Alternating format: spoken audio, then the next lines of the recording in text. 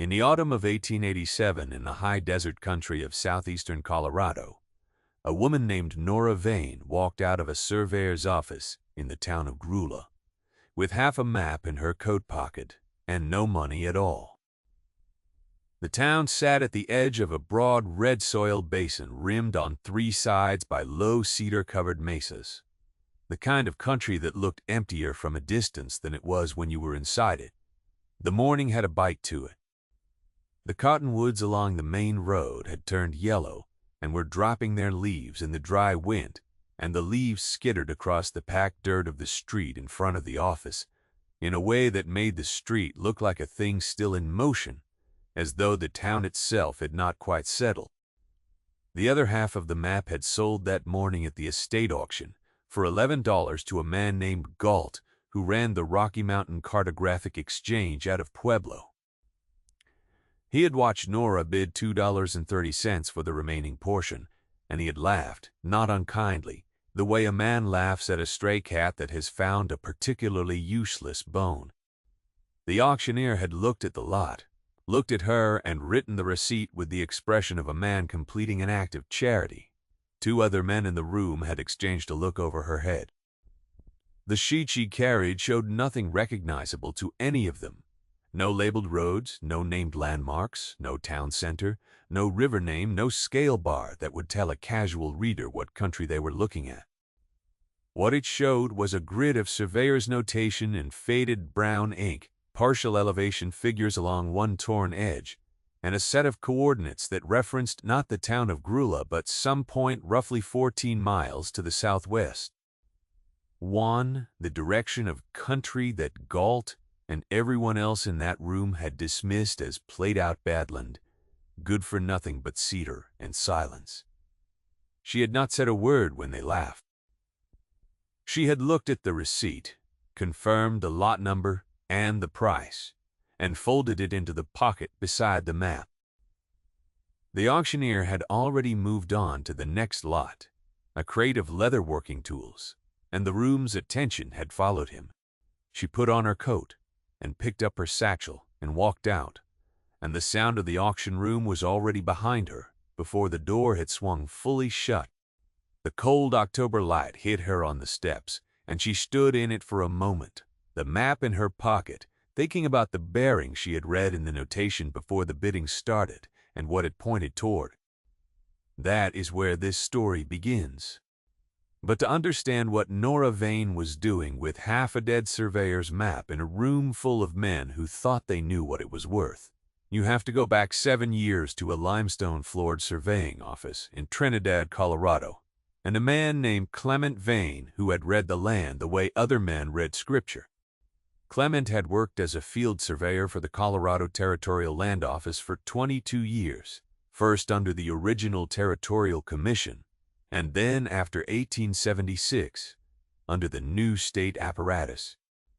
He was a patient, systematic man who believed that precision was a form of honesty and that a careless measurement was a kind of lie told to the land itself.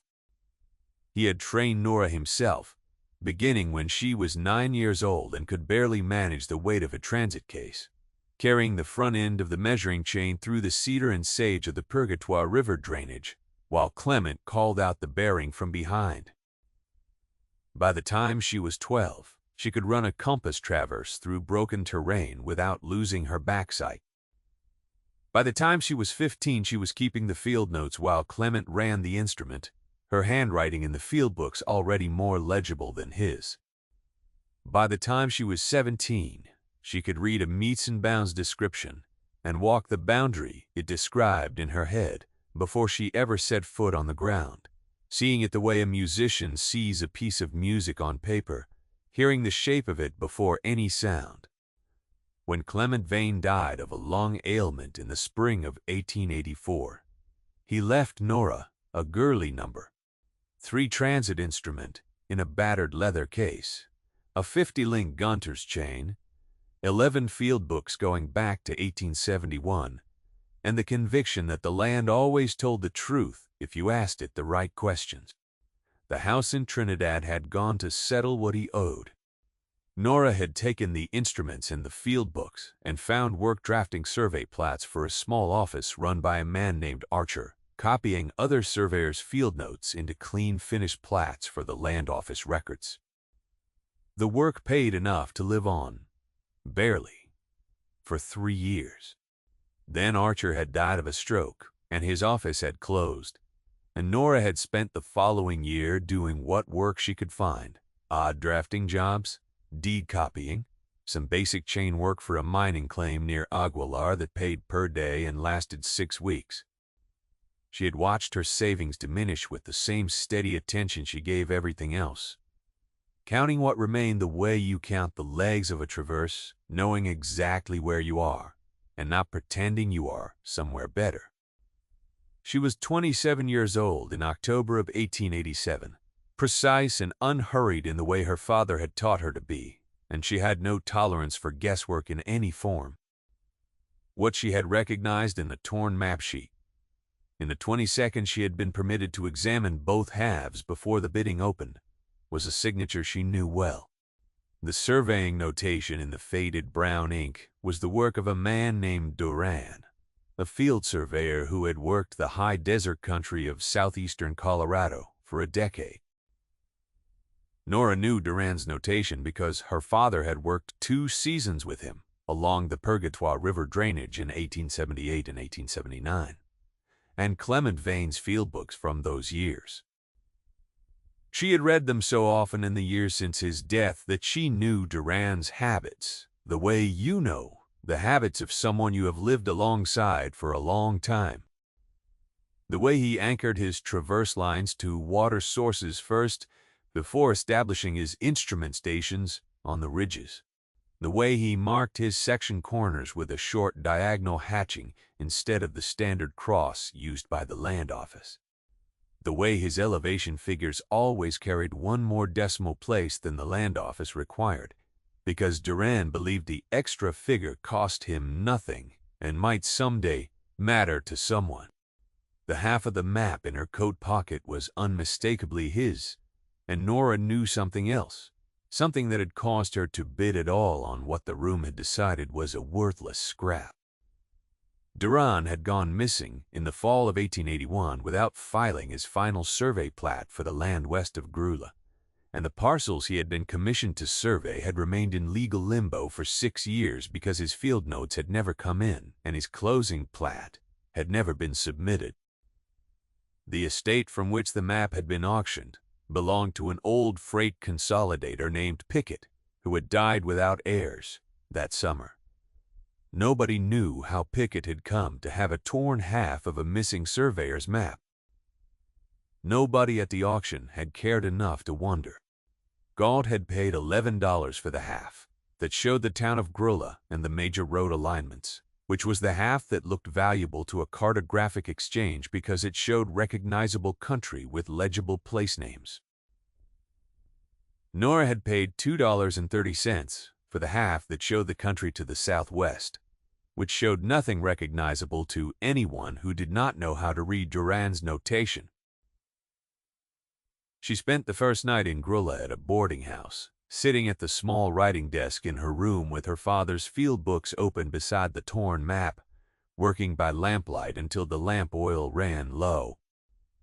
The room was cold, and she kept her coat on, her breath visible in the lamplight when she leaned close to compare the notation on the map against the notation in the field books. She set them side by side, the torn map sheet and the field book from the summer of 1879, and went through them the way you go through any 2 documents that may have come from the same hand, looking first for the obvious markers and then for the subtler ones. The diagonal corner marks, the extra decimal in the elevation figure, the way Duran had written his bearing notation with the degree sign before the minutes rather than after, which was not the land office standard and was entirely his own habit. She found 9 distinct examples of it on the map sheet. The same habit appeared 43 times in her father's 1879 field book, every one of them from a leg Duran had run himself. The notation she was reading described a commission from the summer of 1880 a cadastral survey of 4 townships in the high, semi-arid country southwest of the Grula Meridian, a district the land office had wanted properly platted to settle a disputed Spanish grant boundary. Duran had started the work in June of that year.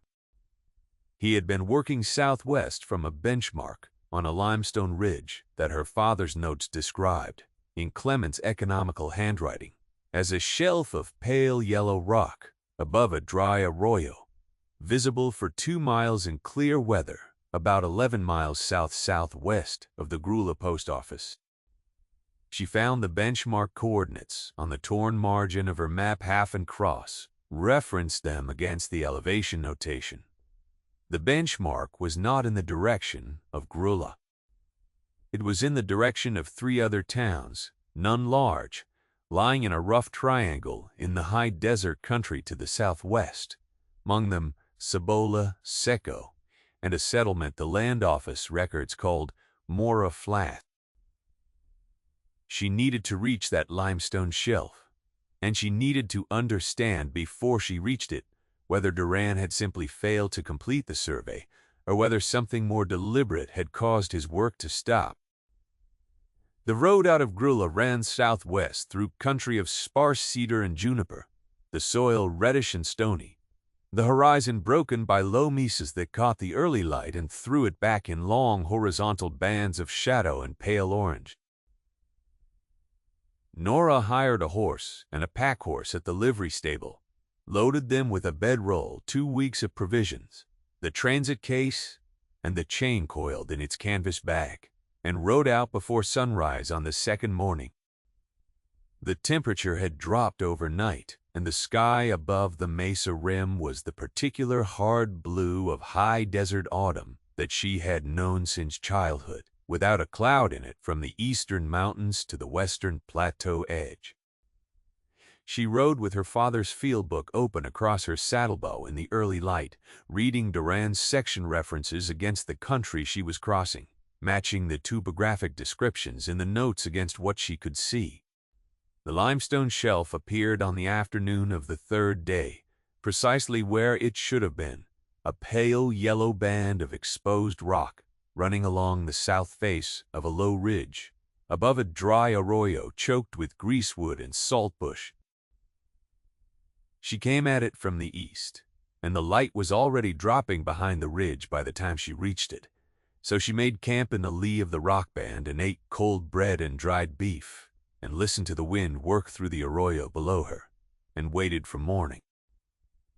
She found the benchmark monument the following dawn, precisely where Duran's notation said it should be.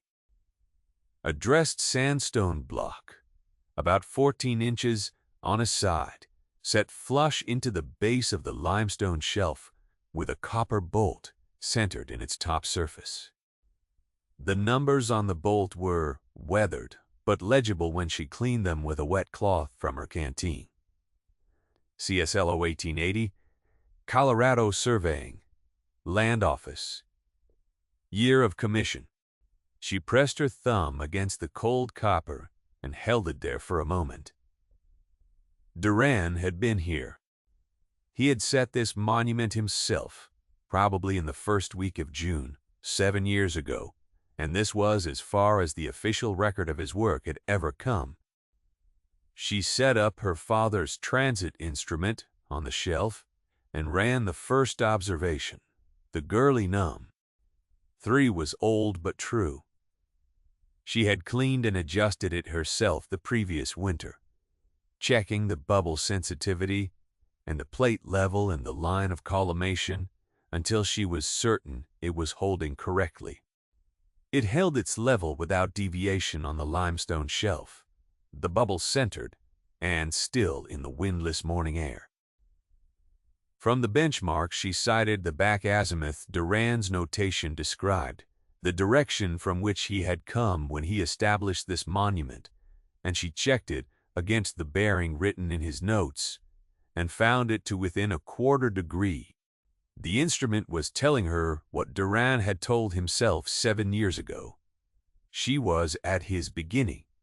The compass traverse he had begun in 1880 had not been lost. It had simply never been completed.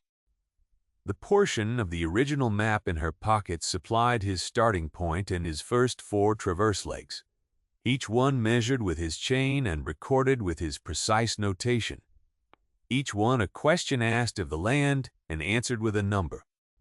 What the map did not supply was the closing leg, the one that would have tied his survey back to the known triangulation control network and made the whole traverse legally complete. An open traverse was a line that went nowhere. A closed traverse was a proof. If she could run the remaining legs herself, using Durand's starting point and his established field methods, matching the bearing conventions and the elevation notation she recognized from her father's years of working alongside him, she could close the survey. Not by guessing, by measuring. A closed survey could be filed with the county recorder. A filed plat could carry legal weight. And if the boundary the traverse established settled the way Durand's preliminary work suggested, it would re-establish the legal status of a significant portion of land in the country surrounding those 3 towns. She did not yet know precisely what that meant for the people who lived there. She spent the following 3 days finding out, working her way southwest through the broken country with the transit and the chain, checking each of Durand's original legs against what the land actually showed, correcting for the small discrepancies that 7 years of erosion and weather and the occasional movement of witness trees had introduced. The country was not the played-out badland Galt and the Grula men had described from their comfortable distance. It was high, dry, and difficult, cut by arroyos and broken by cedar-covered ridges, where the footing was poor and the distance hard to judge in the clear, sharp air. But it was not exhausted land. It held grass in the low draws. It held reliable seep springs along the south-facing slopes. It was working country, and people were working it. She could see that in the fence lines, or rather in the strange pattern of them. Some sections posted with claim notices nailed to cedar posts, freshly painted in black, and other sections where the posts stood, but the notices had been removed, leaving only the nail holes and a rectangle of cleaner wood. Someone had been posting and someone had been removing, and the pattern of it was not random. It followed the terrain in a way that suggested someone had been thinking carefully about what the ground looked like from above. She met Reyes on the 4th day of her traverse, at a water crossing where the dry arroyo ran briefly with seep water and a small herd of cattle was drinking. Reyes was a compact woman of about 50, with dark braided hair and the unhurried movements of someone who had spent most of her life working on horseback in hard country. She watched Nora's instrument case and her transit rod with the wariness of someone who had seen surveying equipment arrive in this district before and understood what it sometimes preceded. Nora explained herself plainly, giving her name and her father's name, the commission from 1880, and what she was attempting to complete. Reyes listened without interrupting. When Nora finished, Reyes was quiet for a moment, looking at the transit case. Then she told Nora what was happening in this country. She spoke without bitterness and without performance, the way someone recounts a situation they have thought through thoroughly enough that the emotion has been worn smooth by repetition. She had learned to describe it plainly because plain description was what the lawyer in Pueblo needed from her, and because plain description was the only way to make someone who had not lived it understand it fully.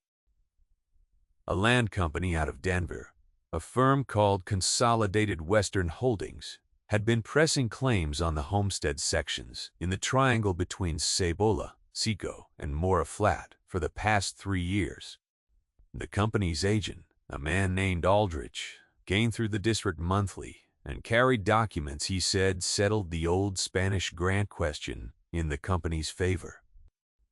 The documents showed a boundary that placed the grant well to the east of where the homesteaders believed it to be, which would mean that most of the sections the homesteaders had patented and worked and improved were inside the grant and therefore subject to the company's prior claim.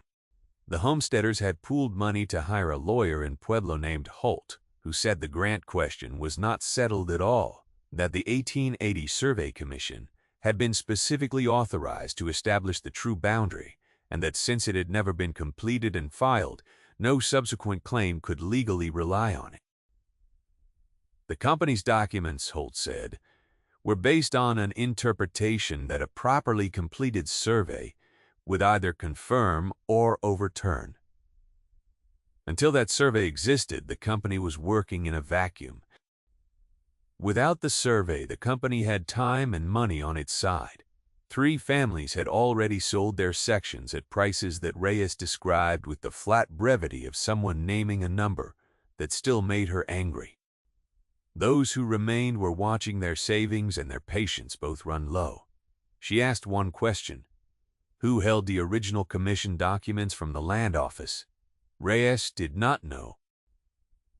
But she knew where the Mora Flat land records were kept, in the county recorder's office attached to the courthouse in Seco, 20 miles south. And she said the recorder there was a careful man named Birch, who had been keeping the records in good order for 11 years. Nora broke camp the following morning before first light. She had closed 14 of the 17 traverse legs Duran had begun. She needed 3 more and a final tie-in to the Triangulation Control Monument before the survey would be complete and provable. She needed to close the traverse before she went to Seco, because when she went to Seco, she intended to arrive with something more than a plan and a partial map. The 3 remaining legs took 2 more days. The country in the final section was rougher than anything she had crossed so far, a broken ridge of dark basalt, whose surface had weathered into irregular blocks that made instrument station placement difficult and required her to reobserve from 4 stations where Duran's traverse method would have needed 2. She worked methodically, checking each closing angle before she moved the instrument, so she would not have to return to a station she had already broken down.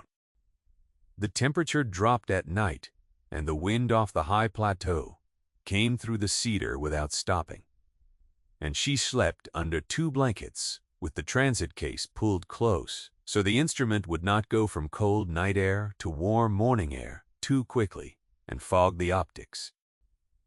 Her father had told her once, on a 2-week traverse in the mountains above Wolzenberg, that the most important thing about cold field work was to be consistent rather than comfortable.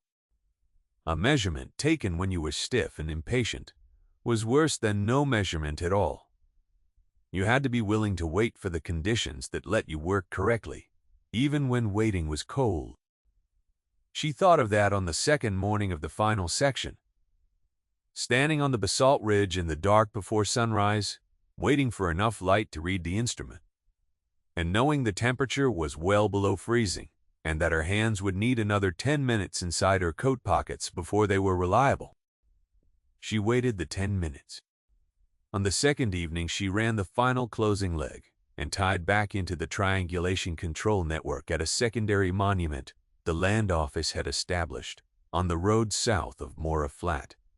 A copper bolt set in a concrete base that she found under 6 inches of drifted soil, exactly at the coordinates Duran's initial documentation said it should be. She cleaned the bolt and read the number. She set up the instrument for the final time and ran the closing observation.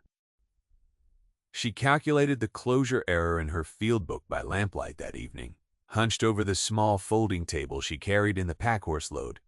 11 links in a traverse of nearly 40 miles. 12% of the allowable tolerance the land office required for cadastral surveys in this class of terrain. The survey was complete. She went through the computation twice, because her father had always gone through it twice, not from doubt, but from discipline. The second pass came out the same as the first, 11 links. The land had answered her. She wrote the closure figure in the field book in her careful hand and underlined it once the way Clement Vane had always marked a computation he was satisfied with. and she set the field book down on the table and looked at the lamp flame for a moment without thinking anything in particular. She sat with the field book across her knees and the lamp burning low and looked at the figures in the column. The numbers told a clear and unambiguous story, the kind of story that does not require interpretation because the interpretation is built into the measurement. The disputed grant boundary, when established according to the completed traverse and tied to the triangulation control network, fell well to the east of where Consolidated Western Holdings had been representing it. Every homestead section in the triangle of country between Cibola, Seco, and Mora Flat that Reyes and the remaining families were defending lay outside the grant boundary. Their patents were in country that the grant correctly placed did not touch. Aldrich had been working in a district where there was no completed survey to contradict him. There was one now.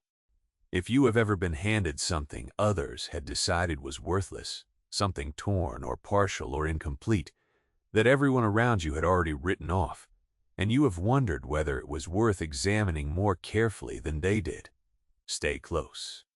What she carried into the recorder's office in Seco the following week was not an argument and not a complaint.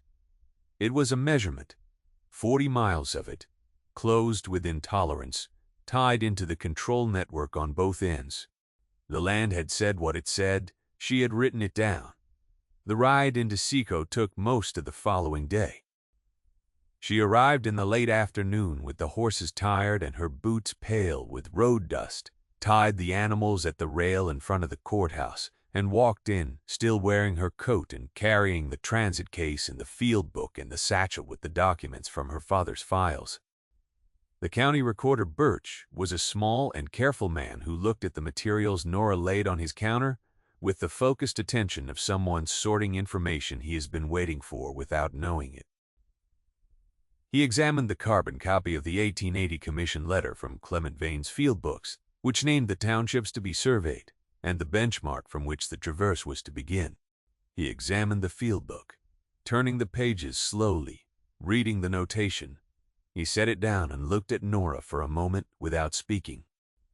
He said he would need to verify the commission documents with the land office in Denver before he could accept a filed plat. He said this was the normal procedure, and not a reflection of any doubt about her work or her credentials. He said it the way a man says something he has said before in a professional context, and she heard in it not obstruction but genuine caution, the caution of someone who understood that what he accepted and filed became permanent and was prepared to be thorough before he acted. His voice was level and bureaucratic in the best sense, the voice of a man for whom procedure was a form of protection, not an obstacle, and who had held this position long enough to understand the difference. Nora told him she understood. She told him she would remain in Seco until the verification was complete and that she was prepared to answer any questions the land office had about her methods or her credentials. She wrote 2 letters that evening in her room at the Seco Hotel. The first went to the chief surveyor at the Colorado State Land Office in Denver, enclosing a copy of her traverse calculations, a statement of her qualifications, a description of her father's professional relationship with Duran, and a copy of the 1880 commission letter that gave the survey its legal foundation. She explained clearly what she had done and why the traverse was complete in the legal sense, and she asked for a written response, confirming whether the land office would accept a supplementary filing from a qualified surveyor working from a commission-authorized starting point. The second letter went to Holt, the lawyer in Pueblo, enclosing a plain summary of what the completed traverse showed and an invitation to review her field book and calculations at his earliest convenience in Seco. She sealed both letters, paid the hotel clerk to see them on the next coach south and east, and went to sleep. The land office letter arrived 11 days later, a Thursday afternoon in November, while Nora was sitting in the recorder's office going over the boundary descriptions in the existing homestead patents with Birch. The letter was from the chief surveyor's office, and it was 3 paragraphs long.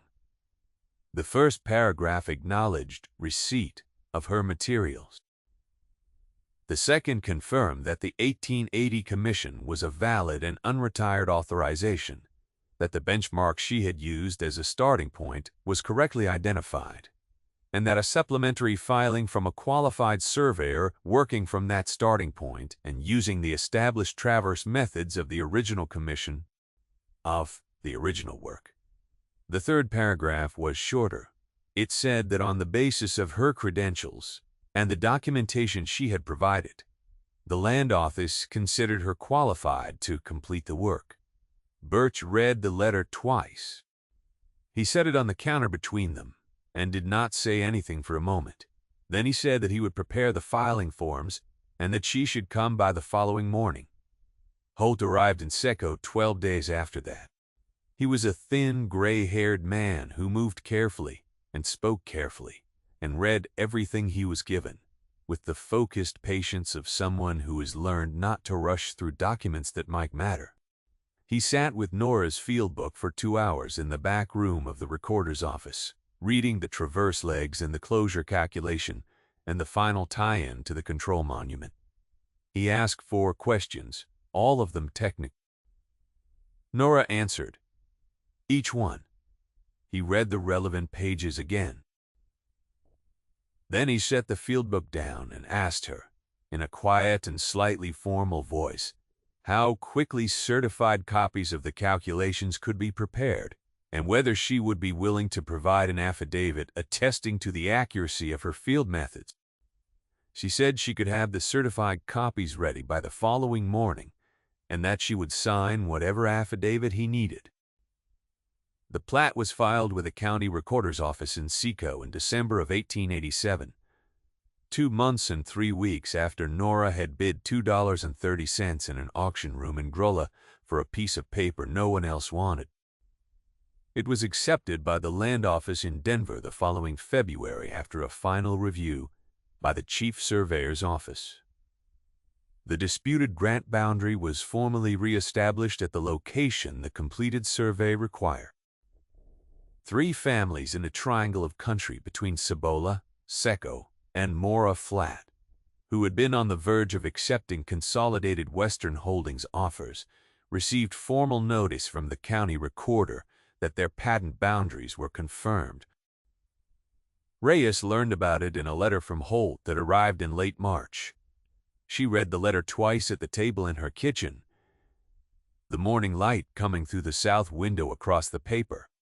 She wrote back to Holt asking for the name of the surveyor who had actually closed the work because the letter had not given it, and she did not know it.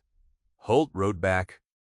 She read the name twice in his response, remembering the woman at the water crossing with the instrument case, and the measured voice, and the way she had listened without asking to be reassured and had asked only the one practical question.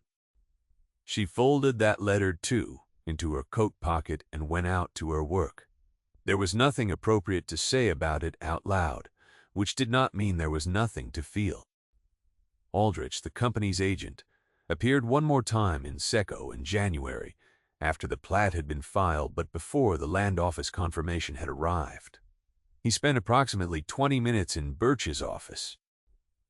Whatever he had expected to find on the recorder's shelves, he did not find it in the form he needed. He left the building without speaking to anyone in the corridor and was not seen in that district again. Consolidated Western Holdings filed no contest to the survey and no appeal of the boundary determination. This was not surprising. An appeal would have required producing evidence that the completed survey was in error. A traverse of 40 miles tied to the triangulation control network on both ends and closed within 12% of tolerance was not a document that offered obvious purchase to a contest. There is a particular kind of institutional justice that leaves no wreckage and no ceremony. A document is filed, a boundary is established. a claim that was being pressed falls away, not because it was defeated in any dramatic sense, but because the ground it was standing on turned out not to be there. Nobody has to say anything. The record says it. This is the kind of justice that is easiest to overlook, precisely because it makes no noise. Which is also what makes it permanent. Galt had paid $11 for the half of the map that showed the roads and the town. He had laughed at what she paid for the other half, and the laugh had cost him nothing in the moment, which is why he had not thought carefully about what he was laughing at. Dismissal is a judgment that the person dismissed will cost you nothing further. It is almost always made in haste, and almost always wrong. She had paid $2.30. She had also paid with her father's instruments, kept true through years of uncertain work. She had paid with 11 field books of notation. She had read until she knew another man's handwriting, as well as her own. She had paid with the cold November camps on the basalt ridge and the mornings when she had stood with her hands in her coat pockets waiting for feeling to come back before she could trust her work. These are not costs that appear on a receipt, but they are the costs that determined whether the thing in her pocket was worthless or not. In March of 1888, she rode back to the limestone shelf. Not to do any work. She rode back because she had promised herself she would, somewhere in the second week of the traverse, when the country was cold and the basalt footing was difficult, and she had told herself that if she closed this correctly, she would return to the beginning and stand at the benchmark for a moment. She set the transit case down on the yellow rock beside the copper bolt and looked southwest across the country she had measured. In the clear March air, she could see the low mesa silhouettes that marked the approximate locations of the three towns, the land between them rolling in long waves of cedar and red soil and gray basalt. She could trace the traverse in her mind the way her father had taught her to trace a line of description before walking it. Each instrument station a point of attention, each closing angle a question confirmed. The land had not changed. What had changed was that the record of the land now matched the land itself. She did not stay long. The benchmark said everything it had ever said, and did not need her to stay beside it. There was work to the east in the broken country along the Purgatoire River drainage, where the land office had a commission that had been sitting unassigned for 2 years because the terrain was steep and the access roads unreliable in winter. The surveyors who had been offered it had declined. She had written the land office in January, offering her services and describing her qualifications and her familiarity with that drainage from her years of reading her father's field books. They had written back in February with a commission letter and a starting date in April, and a fee that was modest by the standards of easier country, but sufficient by her own. She picked up the transit case by its worn leather handle and walked back to the hollow where the horses were picketed. The red shawl she wore against the March cold was bright in the low morning light. She did not look back at the benchmark when she left it. She had looked at it long enough. The map she had bought for $2.30 was in the land office archive in Denver now, attached to the supplementary filing as Exhibit A, photographed and assigned a document number and placed in sequence alongside the original 1880 commission letter. Nobody who looked at it in that archive would call it worthless. Not because it had been vindicated with ceremony, but because a document in the right archive in the right place is simply a fact, and facts do not require the approval of the people who fail to look at them closely enough. Her father had told her, on a winter afternoon when she was 12 years old and impatient with a set of calculations that would not close, that a traverse was a conversation between you and the land, and that the conversation was not finished until you had heard the land's final answer. You could not stop in the middle and decide you understood. You had to run every leg. You had to check every backside. You had to compute the closure and compare it to the tolerance, and only then did you know whether what you had heard was true. Half a conversation, he said, was not a conversation. It was a guest dressed up in the language of measurement. She had run every leg. The conversation was complete. The transit instrument that belonged to Clement Vane is not in any archive. Instruments do not tend to survive the way paper does. But somewhere in the Colorado State Land Office's collection of filed survey plats, there is a set of traverse calculations in a clear and precise hand, and at the bottom of the final page of those calculations, below the closure computation, there is a signature. One name. A date in December. A tolerance figure. 11 links in 40 miles. A measurement does not know it is being dismissed when it is put in an auction lot alongside things of more obvious value. It only knows when the right person reads it that it has been waiting to say something that still needs saying. If a story like this one stays with you, the way some stories do, there is another here of the same kind. A woman, a locked thing, a skill learned at a careful hand, and a record that the world had decided it no longer needed to keep. Stay close. The wind came down from the north across the limestone shelf and moved through the greasewood in the dry arroyo below, the same wind that had moved through that country when the bolt was set in June of 1880, and would move through it long after the last document referencing it had gone to dust, which is to say it moved exactly as the land required. Indifferent and constant, and requiring nothing from any of them, except to be accurately measured.